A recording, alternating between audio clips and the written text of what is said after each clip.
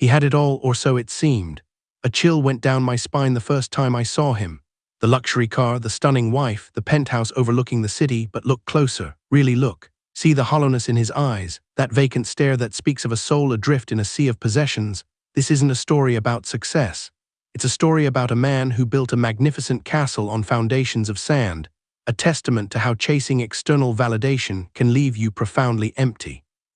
Jung called it the shadow self, the hidden anxieties that fuel our relentless pursuit of more. This man's relentless climb, it wasn't about the summit. It was about escaping something far deeper, a wound that started long ago, a rejection that echoed through his life. And if you're feeling that same emptiness, that same gnawing sense of something missing, this is your story too. This is where the real work begins. Are you ready to confront the void? That penthouse overlooking the Chicago skyline, the bespoke suits, the wife who looked like she'd stepped from a magazine spread.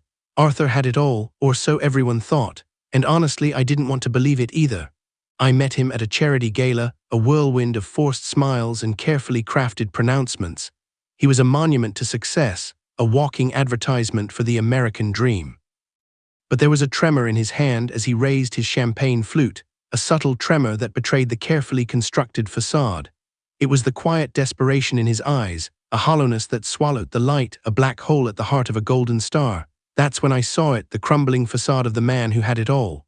He wasn't built for this gilded cage. This wasn't a life lived, it was a performance flawlessly enacted.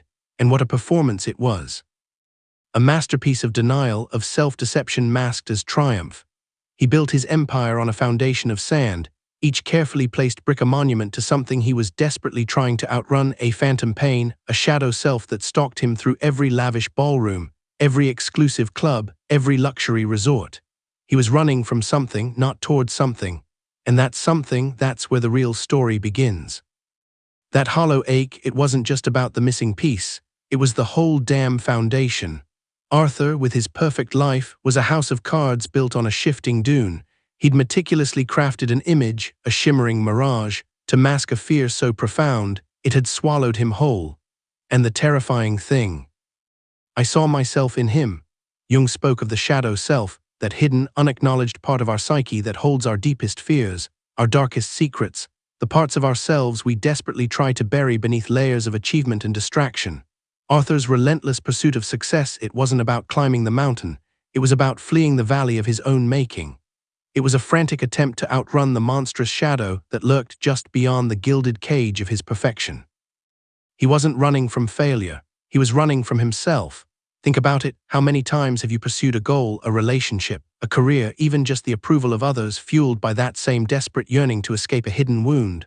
A wound often stemming from unmet needs, neglected emotions, and the echoing ghost of a past rejection that shapes our present. His penthouse wasn't a symbol of triumph, it was a fortress against the darkness within, a prison of his own design. Consider Marcus, a 70-year-old retired CEO in Palm Springs. He built a multi-million-dollar empire, only to find himself profoundly alone, a stranger in a land of luxury. His wife had passed years ago, the first crack in that flawless facade, I suspect, and the friends he'd collected along the way were merely acquaintances, shadows of connection in an echoing chamber of solitude. His success was a shield, protecting him from the painful realization that the love he'd craved was never truly there.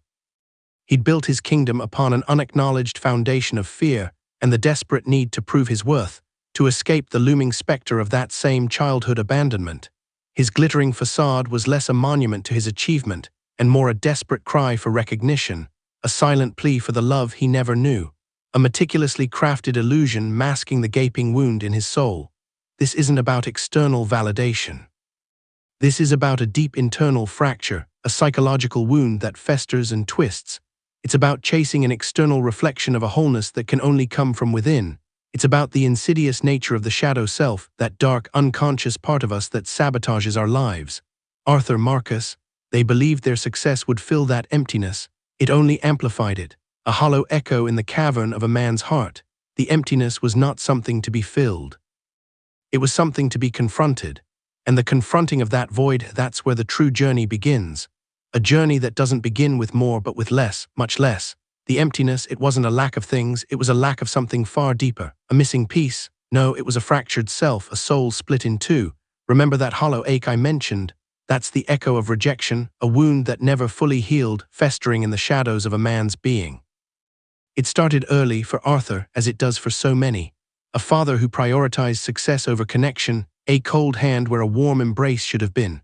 A young Arthur, desperate for approval, learned early that performance, not authenticity, was the currency of love. And the cruelty of that lesson stayed with him for decades. This isn't about blaming fathers, it's about understanding the architecture of the soul. Jung called it the anima, the feminine within the masculine, the part of us that yearns for connection, for love, for acceptance. When that longing is wounded, when that inherent need isn't met, a deep emptiness takes root, a void that success can never fill. Arthur's relentless climb, it wasn't ambition. It was a desperate attempt to fill that emptiness, a quest for validation that could never truly satisfy. Think of it like this: a magnificent skyscraper built on a cracked foundation. The building may look impressive from the outside, a testament to power and ambition. But the foundation, the very core of its being, is rotten, unstable, ultimately doomed to collapse. Arthur's success was a magnificent structure built on the fragile foundation of a child's unmet need for love, for belonging, for simply being seen and accepted, not for what he accomplished, but for who he was. His shadow self, the repressed feelings, the unprocessed trauma, was the unseen architect, designing a life that would forever chase the ghost of approval. I saw this pattern reflected again, starkly, in a different man, a retired surgeon in his late 60s, Dr. Elias Thorne in San Francisco. He'd spent his life mastering his craft, celebrated for his flawless technique, his golden hands. But the emptiness, that same hollowness, was etched on his face like a roadmap of unspoken regrets, the map of a lost soul. He'd conquered the world of medicine, achieved accolades that most could only dream of. But in the quiet moments, amidst his trophies and awards, he felt nothing but the echo of a father's absence, the persistent sting of a childhood rejection that his accomplishments couldn't erase. He'd built a masterpiece of a career, a monument to his own denial, but the foundation was built on a lie he finally had to confront. This isn't just a story about men, it's a mirror reflecting our shared human experience. It's a reminder that true fulfillment doesn't come from external validation. It's not about more, but about something far more profound, facing the darkness, confronting the wounds, and building a life on the solid ground of self-acceptance. The path out of that darkness, that's what we'll explore next. That hollow ache, it wasn't just a lack of something, it was a fracturing, a fundamental rift in the self. Remember Arthur, the man with the penthouse and the perfect wife? His wasn't a story about missing pieces, it was a story about a soul shattered into fragments, each piece desperately trying to fill the gaping void left by a long-ago wound. And that wound, my friend, is far more common than you might think. This isn't about material possessions, it's about the psychological architecture of the self. Jung called it the shadow self, the unconscious, repressed aspects of our personality that we project onto the world. Arthur projected his unmet needs, his deep-seated insecurities onto the world of wealth, status, and a beautiful woman. He wasn't seeking a woman. He was seeking a reflection of his own idealized self, a self he hadn't yet built. His life, a magnificent cathedral built on a quicksand foundation of unacknowledged fears and wounds. Think of 70-year-old Elias in Savannah, Georgia. He amassed a fortune in real estate, a monument to his ambition. Yet the emptiness followed him, a constant dull throb behind his carefully crafted smile. He'd built an empire, but he'd constructed it on the crumbling foundations of his shadow, a lifetime of unprocessed grief, and a deep-seated fear of vulnerability. He learned to be a man but never became one. This relentless pursuit of more, it's a symptom, not the disease. It's a desperate attempt to compensate for an inner deficiency, a desperate act to fill the void with things, when the only thing that could ever fill the void is self-understanding. It's a projection, a shadow play where we try to find wholeness externally when it has to be achieved internally. It's like a man in a desert, endlessly digging for water, unaware that the well lies not in front of him but within, and it's always been there. The crisis comes inevitably when that external structure, the money, the relationship, the status, starts to crumble. The deeper you dig into this emptiness, the stronger the compulsion to fill the void, which is what makes this process so deadly. The facade cracks. The emptiness explodes. This is the trigger point, when the shadow is confronted. And that, my friend, is the beginning of the real journey, the path of individuation, of integrating the shadow self, which is what happens to many after the age of 65.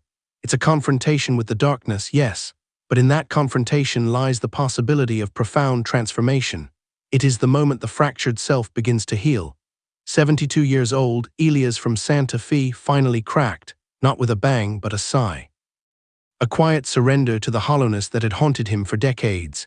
He built a life of outward success, an architectural firm, a loving family, yet the emptiness persisted, a constant, low hum beneath the surface. It wasn't a lack of achievement, you see. It was the absence of something far more vital, a deep, echoing silence at the heart of the man. And I understood.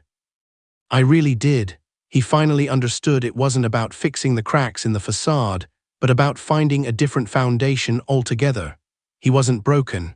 He'd simply been taught to chase shadows, to build his self-worth on the shifting sands of external validation. You're not broken either. You were never taught the truth. The truth is you have a deep wellspring of strength, resilience, and even magnificence hidden beneath years of trying to fit into someone else's idea of success. A pause here, let that sink in. The path out of the void, it's not about accumulating more possessions, more titles, more accomplishments. It's about turning inward, facing that echoing silence, the darkness you've been diligently avoiding. It's about the quiet integration of your shadow self. It's not a fight, it's a homecoming. It's about recognizing that your worth isn't measured by the size of your bank account or the accolades bestowed upon you. It's an inherent, unyielding worth, independent of circumstance or validation. The world will tell you that you're incomplete, that you need more to feel whole, to be loved, to be worthy.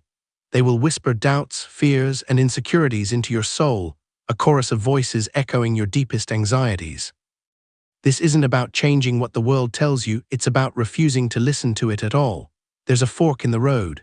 You can continue down the well-trodden path of endless striving, of chasing fleeting moments of approval, of building a life on shifting sands. Or you can choose a different way, a path less traveled, where the only validation that matters is your own, where the quiet whispers of self-doubt are replaced by the resounding strength of self-acceptance. A path where wholeness comes not from filling the void but from accepting it, embracing it, making peace with it. The hollowness, that echoing silence, it's not the end, it's the beginning of something far greater, the birth of a self built not on sand but on rock, solid, unwavering, invincible. That same aching emptiness, that's the power now, your power.